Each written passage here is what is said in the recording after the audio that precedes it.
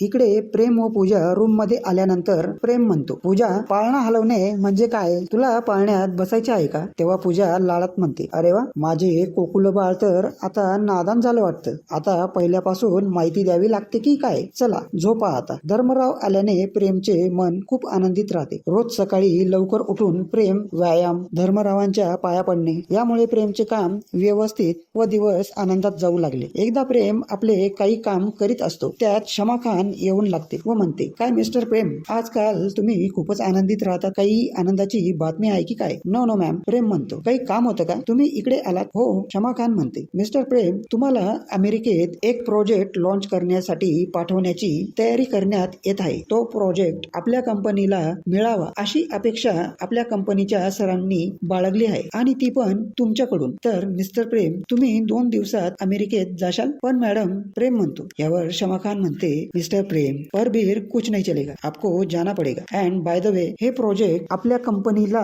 मिळायला हवे. तर मिस्टर प्रेम, गुड बाय. शमा खान अशी बोलण्याने प्रेम लाल पिवळा होतो. घरी आल्यानंतर प्रेमचा चेहरा रागाने भरल्याने तो कोणाशी न बोलता शांत झोपून घेतो. इकडे धर्मराव पूजाला विचारतात, पूजे, काय झाले प्रेमला? तू काही बोलली का? नाही नाही बाबा, त्यांना मी काही बोलेल का? आज कंपनीने त्यांना अमेरिकेत प्रोजेक्ट लॉन्च करण्यासाठी पाठवत आहे आणि त्यांना ना तुम्हाला सोडून जाण्याची इच्छा नाही, म्हणून त्यांना राग आला आहे. बरं, असं काही झालं आहे का? रात्री जेवताना धर्मराव म्हणतात, प्रेम समोर जे काही आलं ना त्याला सामोरे जाण्याची ताकद ठेवायची, त्यातून एक नवी वाट निघते. समज तू तिकडे गेल्यानंतर तुला काही फायद्याची बातमी मिळाली तर तुझाच फायदा होईल ना. या आलेल्या संधीला सोडू नको, तू जाऊन ये, मग पाहू तुला त्यातून कोणता नवा मार्ग सापडतो. धर्मरावांनी समजवल्यानंतर प्रेमचा राग कमी होतो व जाण्यास तयार होऊन जातो. प्रेम तसा शांत व प्रेमळ स्वभावाचा असतो, पण मनाविरुद्ध तो काही गोष्टी सहन करू शकत नव्हता. 2 दिवसात प्रेम कंपनीची काही माहिती, प्रोडक्ट व महत्वाची कागदपत्रे घेऊन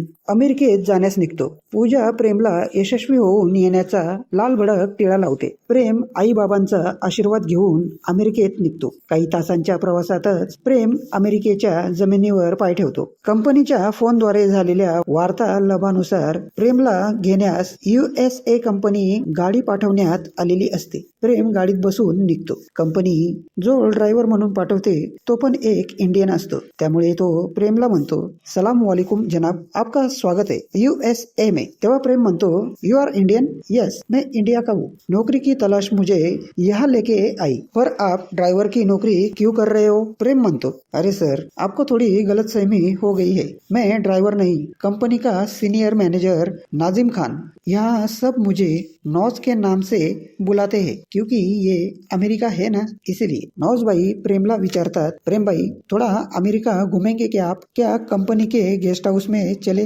नाजिम भाई, आपके शहर में आया हूँ तो थोड़ा शहर ही घुमा दीजिए. प्रेम म्हणतो. त्यानंतर प्रेम व नाजिम सर्व अमेरिका फिरतात. नाजिम एक इंडियन असल्याने तो प्रेमला अमेरिकेतील मोठमोठी व प्रसिद्ध अशी ठिकाणी दाखवत गेला. काही तासांच्या कालावधीत प्रेम व नाजिम जिवलग मित्र होऊन जातात. फिरून झाल्यानंतर प्रेम व नाजिमबाई गेस्ट हाऊसवर पोहोचतात. तेथील नोकरांना प्रेमला काही कमी न पडू देण्याची ताकीद दिलेली असते. प्रेम पहिले थोडा आराम करतो व नंतर चहा नाश्ता करून कंपनीला प्रोजेक्ट कसा मिळेल या विषयावर तो माहितीचा सराव करीत बसतो. लॅपटॉप मध्ये जे काही प्रश्न होते ते तो मनपूर्वक वाचून घेतो. तितक्यात एक नौकर येऊन म्हणतो, excuse me sir, Nazim Khan is wait for drawing room. Nazim Khan speak for 5 minutes, wait for you. Okay sir. इतके बोलून नौकर निघून जातो. इकडे प्रेम तयार होऊन ड्रॉइंग हॉल मध्ये पोहोचतो. तेव्हा नाजिमबाई विचारतो, तो प्रेम भाई कैसा लग रहा है? यहाँ आपको किसी चीज की कमी तो नहीं हुई ना? अरे नहीं नहीं, आपकी खातिरदारी तो सबसे अच्छी लगी मुझे. तो प्रेम भाई, अभी शाम हो गई है, आप आराम से सो जाओ,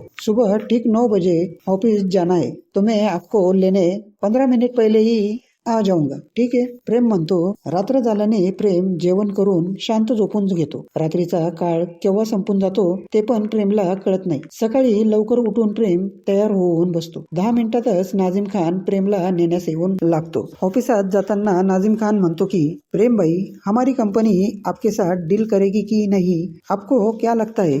नाजिम भाई, आप इंडिया के हो, हमारा देश किसी भी जात पात, भाषा एवं किसी चीजों को मानता है क्या? नहीं ना. तो प्रेम म्हणतो. नाझिम खान पक्का मुस्लिम होता, पण इंडियातून त्याला पळावे लागले होते, कारण लोकांनी त्याला एक आतंकी समजून खूप मारले व नंतर त्याला त्याच्याच घरातून हाकलवून लावले होते. तेव्हा नाझिम म्हणतो, प्रेम भाई, जाने के वक्त मैं आपको चादर दूंगा, वो आप अल्लाह के दरगाह में चढ़ा देना.